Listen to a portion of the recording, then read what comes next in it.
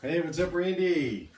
So, you got a big couple days coming up with the move, and I think it's super imperative that you keep your movement up and mainly doing your physical therapy. So, I think focusing on the PT moves, the ones you got from Sarah, would be great. And obviously, you're going to be moving plenty as far as like unloading vehicles, moving through the house, going up and down stairs. Those are all great. Um, but I would also say even like 10 minutes, like 5 minutes out, 5 minutes back, just something to where you can walk and lengthen hip flexors and use your glutes in a functional way. Not that you won't be using them during the move, but it's just an easier way to apply the corrections that you make with your rehab exercises. So I would encourage you, since you're only going to be gone for a few days, to focus on that. Rehab moves and a short walk. That's it. Otherwise, resting when you can, doing all the self-care that you can. If you need to, you could always do some bodyweight squats. You could always do, well, let me just go into it. So the list I would say is calf stretch for sure, right? On a wall, something like that, holding the position. Inhale, exhale. I always hold between 60 to 90 seconds of a stretch, both right and left.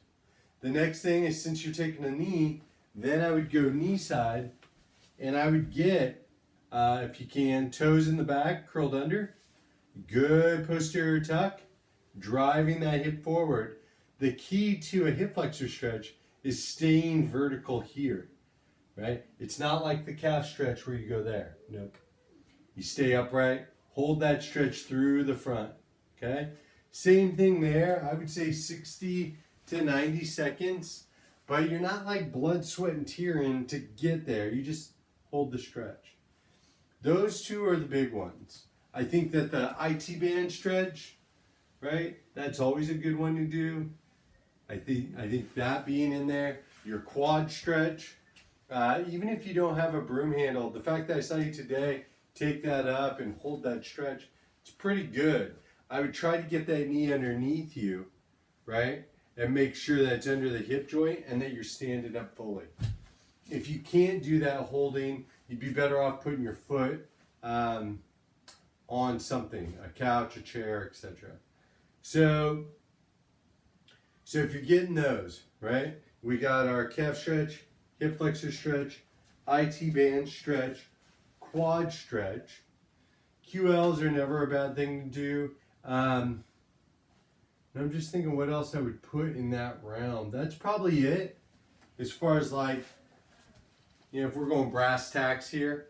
And then the other thing I would do is what we played with where hands are on your thighs. I'm showing you kind of at a diagonal here, but I push my hips back, right? And then I come up.